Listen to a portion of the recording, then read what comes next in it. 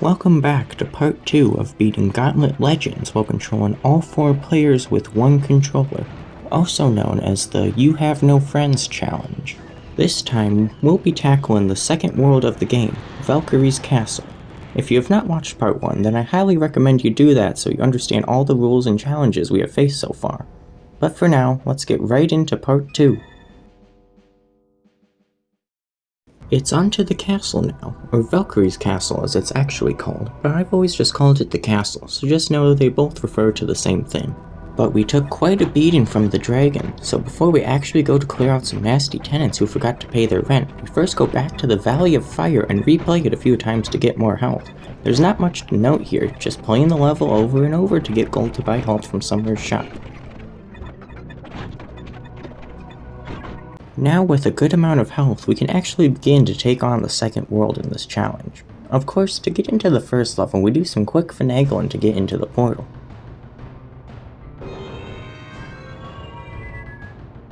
Entering the castle courtyard, we immediately begin forcibly removing the tenants who refuse to pay their rent. You'll notice these enemies look quite similar to the basic enemies we encountered in the Mountain Kingdom. Well, these guys are undead soldiers that have taken over this castle to practice squatters' rights. But we highly disapprove of such practices, so we start evicting every last one of them. One thing I will say though, is that this world is my favorite in terms of aesthetics in the entire game.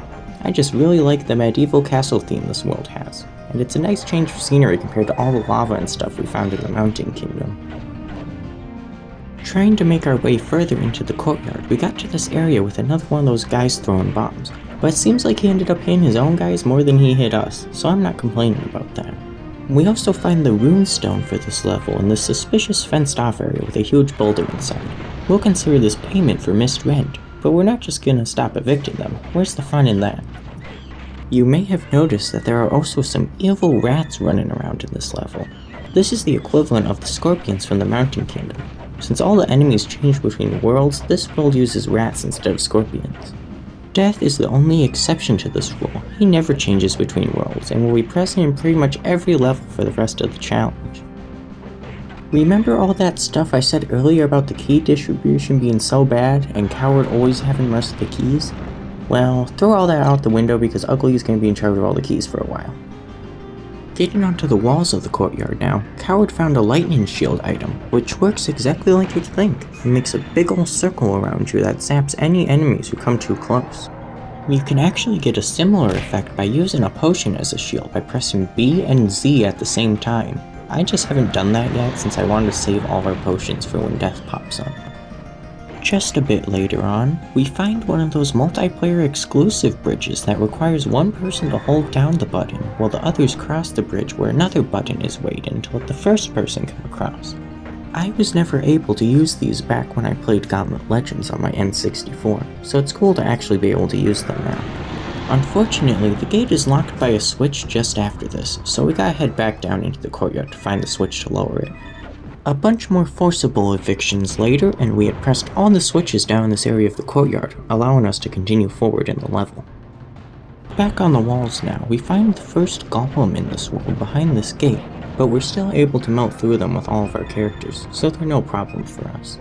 Behind that golem was a phoenix familiar. This item gives you a little pet phoenix to shoot fireballs at enemies. Always nice to have a little extra firepower. Oh, and we'll get a permanent companion quite later in the challenge, but more on that when we get there. Continuing through the walls of the courtyard, I somehow missed this very obvious breakable wall, which has a switch inside of it. This will be important in just a bit. Carrying on, we got totally destroyed by this guy who just blew up in our face, but he didn't do too much damage to us, so we're still fine. Just after that, we find a switch gate that still needs to be lowered. We see the first obelisk in this world behind the gate, so we definitely want to get back there before we leave the level. Now, this gate needed to be lowered by that switch inside of that breakable wall I totally missed earlier, but I continued on thinking we'd just find the switch up ahead somewhere and come back for the obelisk before leaving. Sadly, we hit a dead end where the exit portal is, so I realized I must have missed a switch somewhere in the level and begin running all the way back through the level to find it. This time, I do notice the breakable wall, so we press the switch and go all the way back to where the obelisk was to activate it. There's only 2 obelisks to find in this world compared to the Mountain Kingdom's 3, so we're already halfway there to unlocking the next world. Exiting the level, we spy this random rat that we missed who is absolutely popping off down there. Oh well, that'll be the next tenant's problem, not mine. With another runestone added to the circle, we check out Sumner's shop and quickly sell off all the stuff we got from the castle courtyard in exchange for health and stat upgrades. I'll be visiting the shop after pretty much every single level, but I won't be going over it every time, because that would just get boring. All you need to know is it usually involves selling all the items we have in exchange for health and stat upgrades, so from now on I will only mention the notable things from the shop going forward. Now heading back to the castle, we quite easily finagle our way into the second level of this world. This is the Dungeon of Torment, and you know what? For all I care, these guys can rot away down here. It's not even worth evicting them. No one else is gonna pay rent to live in a filthy place like this. But unfortunately, we need to get through the dungeon to head further into the castle, so mass extinction it is. Here you can see me begin to really get the hang of firing everyone's max level turbo attacks in different directions. I fire dead and losers attacks down, uglies to the left, and then cowards to the right, and this will be really great for clearing enemies when they come at us from multiple directions later on in the challenge. So this level isn't really that notable. It has a lot of switches and basically no treasure. I'm pretty sure we had a net loss in our overall health by the end of this level because most of the food we could find was all poison food, which will take away health if we collect it. It does have one of those multiplayer bridges to use, so that's neat. We also find the 5th runestone here after pressing like 10 different switches in this first part of the level. Closer towards the end of the level now, we find the 2nd obelisk in this world. They thought they were so smart hiding it in this little corner behind the wall. A bit more running back and forth pressing switches revealed this big hidden wall with yet another switch, and that switch finally let us get out of this level through the exit portal. You know, for my favorite world in the game, this level sure does absolutely suck.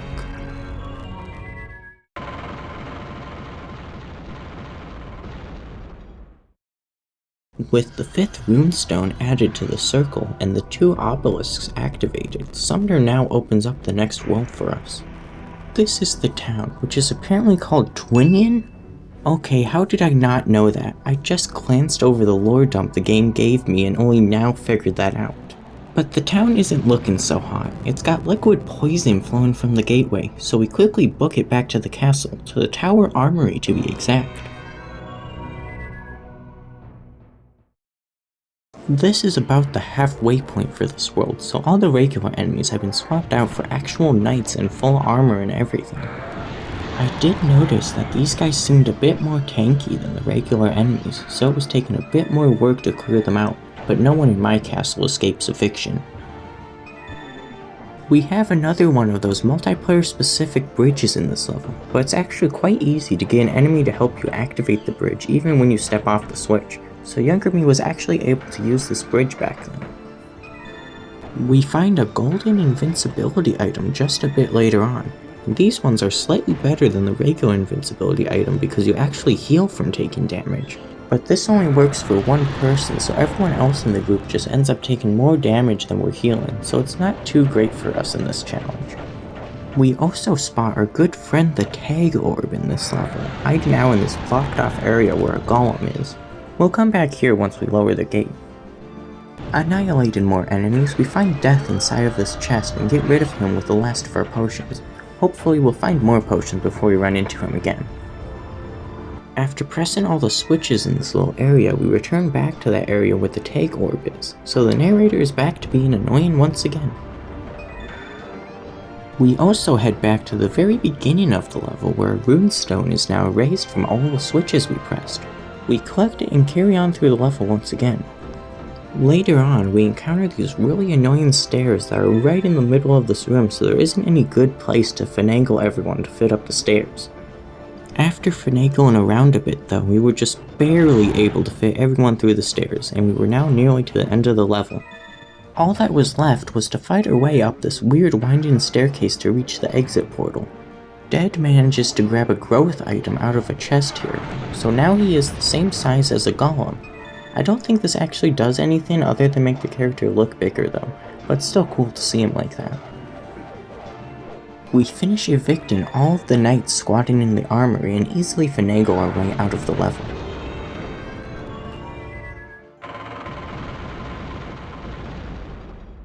Summoner exclaims that we've recovered half the runestones already, so things are looking quite good for us now. But that's all the runestones for the castle though, so I won't make any more progress on them until we begin the next world. Getting into the next level was pretty easy, partly due to the position of the portal and partly due to me just getting better at finagling in general. We enter the Castle Treasury and immediately we find that delicious banana. Drop all other priorities, we must immediately consume that delicious banana. Alright, banana consumed. Now back to the less important things like evicting all these darn knights who still refuse to pay their rent. You know, maybe I'd consider letting you guys live if you actually took care of this rat infestation. But no, you guys all got to be so lazy, so it's a one-way ticket to the land of the homeless for you. We beat up a golem and find a hidden switch in this wall. That raised a nice chair up above where there is yet another switch. I swear, after the Mountain Kingdom, this game just dumps tons and tons of switches into every single level. It gets really tedious if you end up missing a single switch and have to backtrack through the entire level just to find it. But hey, I still love this game, otherwise I wouldn't be making this video. We accidentally unfreeze Death using a max level turbo attack and miss him with our first potion, but luckily Dead hit him with the next one. Ugly had invincibility anyway, so in retrospect I don't think I actually need to use any of those potions. We encounter a big problem just after that. Teleporters. This level introduces the teleporters, which warp the player who steps on it to a different teleporter nearby. Unfortunately, we can only use them one at a time, so I have to go through this whole process of very carefully finagling everyone so no one runs back through the teleporter once they reach the other side. It's so annoying that I'm gonna dub this technique to get through teleporters finagleporting, a subcategory of general finagling. We enter the main area of this level, the actual treasury, and there's tons of enemies keeping me from accessing their bank accounts. They even brought in a golem and Death to try and stop me. Now, I had previously used up all my potions on the frozen Death we encountered earlier, so I panic and try to get everyone to run away and get him stuck in the previous area. Unfortunately, enemies quickly blocked the path we came from and Death caught up with us. He drained all the health he wanted to from us and then left. I thought Death would drain more health than he did, or maybe I just don't remember how much health he used to take from me when I played Gauntlet Legends back in the day. I suppose it's possible Death is nerfed in multiplayer to not take as much health, but whatever the reason, we got past him without losing a terrible amount of health. Now with the entrance to the treasury cleared, we find this random elevator here and I have Coward and Ugly use it to press the switch at the top. But somehow Coward becomes a certified hacker and clips through the wall. So I tried to bring everyone back together, but then the worst thing happened. The game froze. Even worse, when I went to press the button to reload the save state before the level, I accidentally hit the button to create a save state. But all is not lost. I do have an emergency backup save state saved to my PC from just before beginning this world. So the challenge isn't dead, I just gotta play through the entire world again. So I proceeded to very sadly load that emergency save state and replay through the entire world. I became a Gauntlet Legends speedrunner just to get back to the Castle Treasury, but that's why you might see everyone with slightly different items and stats going forward. Back in the treasury, we see a strange item on a pedestal. This is the Ice Axe of Untar, which is another really special item like the Scimitar of Rasha. Unfortunately, I couldn't figure out how to lower the pedestal, so we'll be skipping it in this challenge. I was more concerned with getting out of the level before the game froze again, so I mostly ignored the actual treasury and ran straight for the exit portal. Just a bit of finagle porting and enemies who no longer have to deal with the burden of life later, We had finally beaten the Castle Treasury without any more disasters.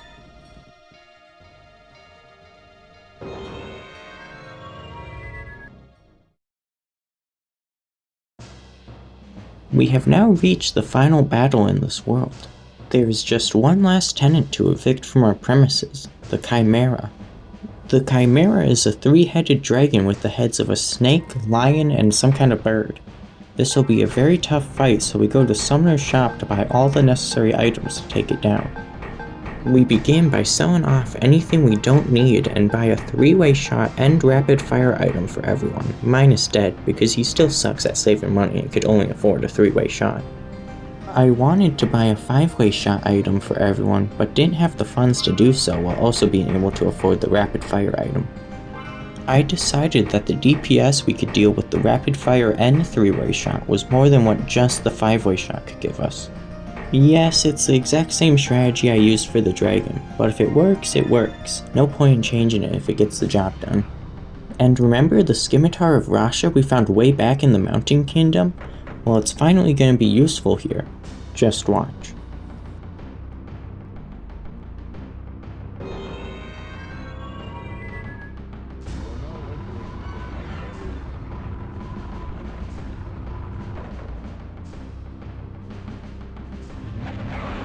That's right, it takes off one of the heads from the Chimera at the start of the battle, so now we only have to contend with 2 heads, which means only 2 health bars to empty, but after that we're on our own.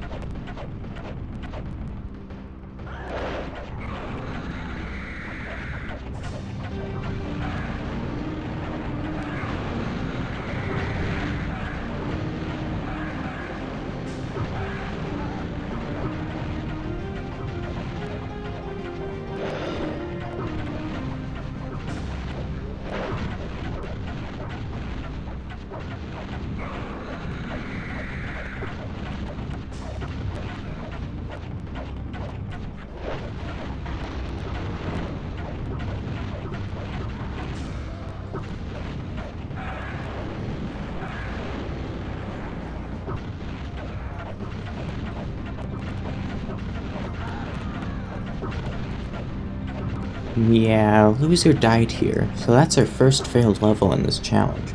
But I still decide to see how close we can get to beating the Chimera before loading the save state from just before the boss. It's not long until Ugly dies too, and then Coward meets the same fate not much later.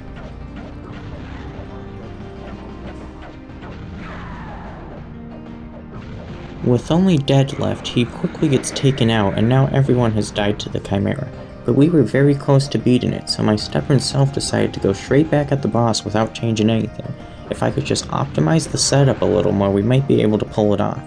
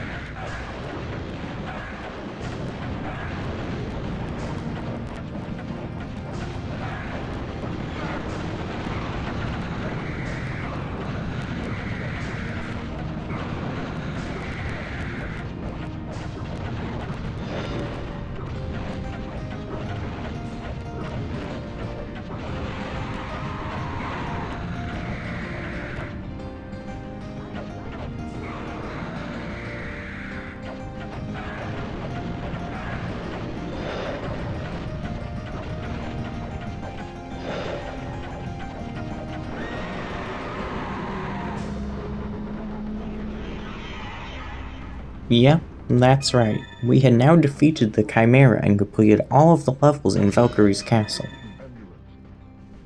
Now in Summoner's Tower again, he placed the shard we got from defeating the Chimera in the window as proof of our victory.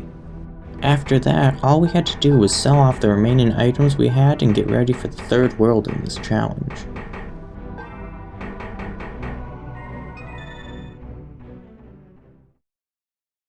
Hey, welcome to the end of part 2. This video took quite a lot of effort to make, so if you did find it entertaining, make sure to like the video so even more people can find it in the future. And if you don't want to miss part 3, consider subscribing so you don't miss the latest videos. This ends part 2 of the challenge, and I will see you next time in part 3.